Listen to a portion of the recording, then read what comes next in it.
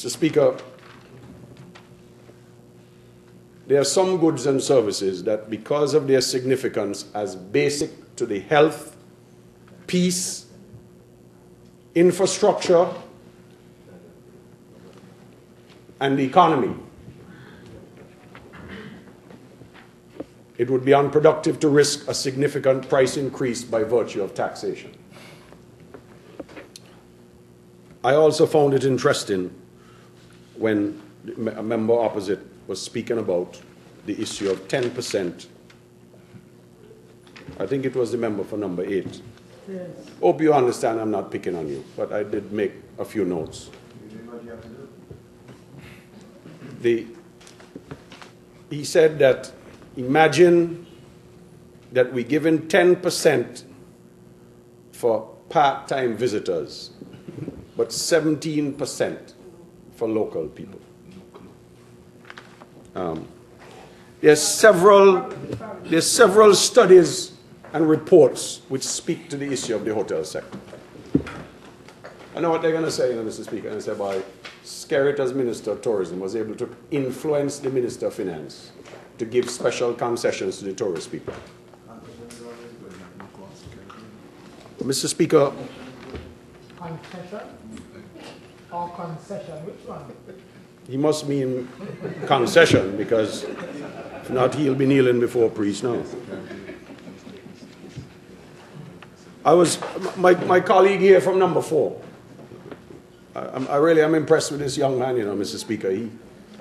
I thought that he used to spend his time doing just politics, but he does a lot of research in economics. I hope you all heard him today. This was the first major speech on economics that I heard him make. The man was right on the ball, Mr. Speaker, and now he's given me the rates that apply in other countries to hotel accommodation. Post-VAT, 10.5% in Antigua, 7.5% in Barbados, 8.25% in Jamaica, 10% in Dominica, 10% in Grenada, 10% in St. Vincent and the Grenadines. Mr. Speaker, the document that the leader of the opposition wanted to refer to, but unfortunately got his information wrong, which is the Tax Reform and Administration Commission report of July 2004, actually speaks to,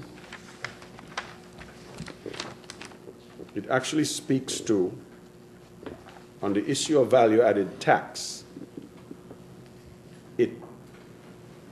it recommends for the introduction of the tax, and this is 6 years ago, but nevertheless, I want to quote it anyhow.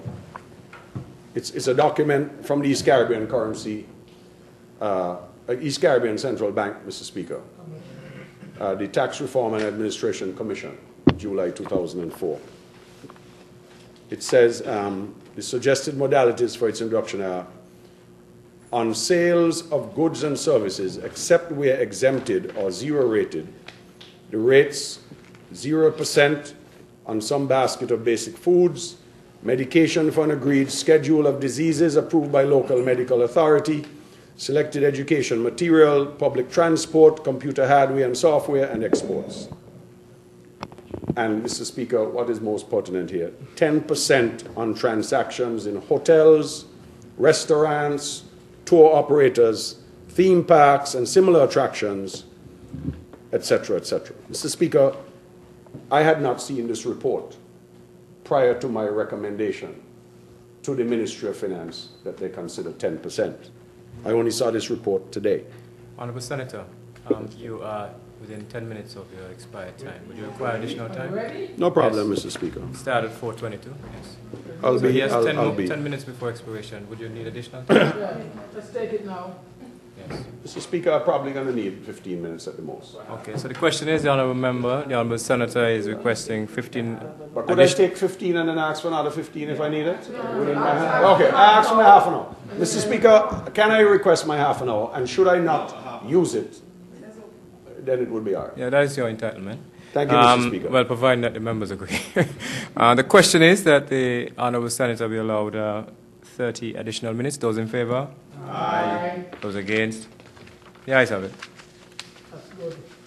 Good support. Mr. Speaker, Mr.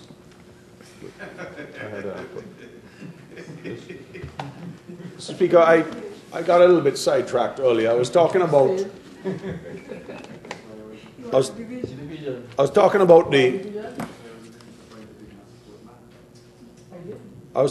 the global economic environment and the fact that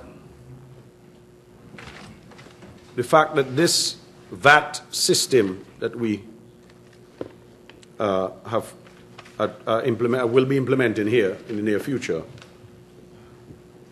is also being recommended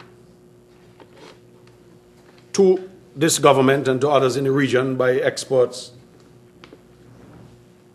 One of the reasons it's being recommended, Mr. Speaker, is because the Caribbean countries are have been faced, as we know in the sugar protocols, with the task of reducing exports, the export environment with all kinds of WTO and other situations. And also, on the other hand, reducing our own import tariffs due to CSME, FTAA, CARICOM, EU, REPA, and the WTO.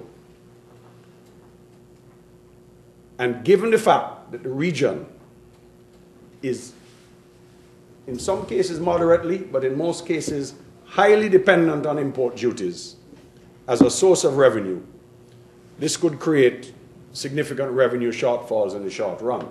Well, look at what has happened because of the global recession. Look at what has happened as business has slowed up. And look at what has happened as soon as local business are cutting back on imports because of lower consumer activity. Look at what happens as soon as some of the projects, some of the resort projects slow up or grind to a halt in terms of their imports through the port. And even where they have concessions, they're still paying 12% customs service charge. So the point is that as economic activity has slowed in this island over the last 12 to 18 months, we have actively seen a reduction in revenues. I mean, is it because of the large percentage of total revenue that comes through customs, you feel the effect immediately. And when you shrink the percentage allowed based on these agreements, it becomes even more problem. So, Mr. Speaker, in one of the documents that was quoted over there by Peters, Amos C., and Bristol and Marlon A., the MPRA, a document entitled VAT, Is It Suitable for the Caribbean Community? And I quote from it precisely, Mr. Speaker, small open economies such as those in the Caribbean are faced with great fiscal challenges. As a result, these countries have had to search for alternative sources of revenue. The ongoing process of international, hemispheric, bilateral, and regional trade liberalization has lowered tariff levels, thus gradually eroding a vital source of government revenue. Diminishing revenue has long been a critical concern of Caribbean governments since it threatens to dampen the level and growth of public sector investment programs. Mr. Speaker, the same report, in referring to the external environment, says pretty much what I said a little while ago, where it says that Caribbean microstates are operating in a harsh and unrelenting environment, and they're being treated as if they're no different from large countries. Back in the days that our good friend from number 8 and the senator opposite refers to with such relish and enthusiasm about their glory days,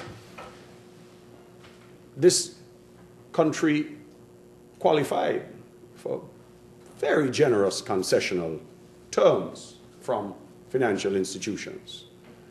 And there was something called grants, which still existed then. Grant gone. I don't think they have anything named grant these days.